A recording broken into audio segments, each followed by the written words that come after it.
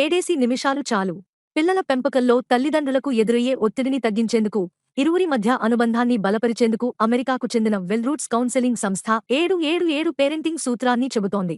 ఇది ఒకరితో ఒకరు నాణ్యమైన సమయం గడిపేందుకు చక్కగా ఉపయోగపడుతుందట. చేయాల్సిందల్లా రోజులో ఉదయం, సాయంత్రం, రాత్రి వేళల్లో పిల్లల కోసం 7 నిమిషాల చొప్పున సమయం కేటాయిస్తే చాలు.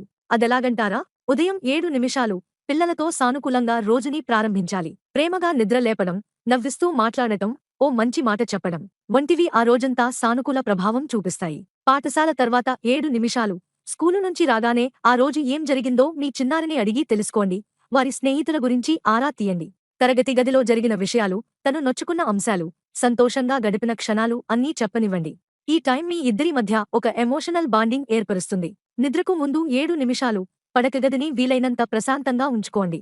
ఆ సమయంలో ఓ మంచి కథ, ఓ చక్కటి అంశం ఏదైనా చెప్పండి. వారి మనసుల్లో బలంగా నాటుకుపోతాయి, ఆందోళనల్ని తగ్గిస్తాయి.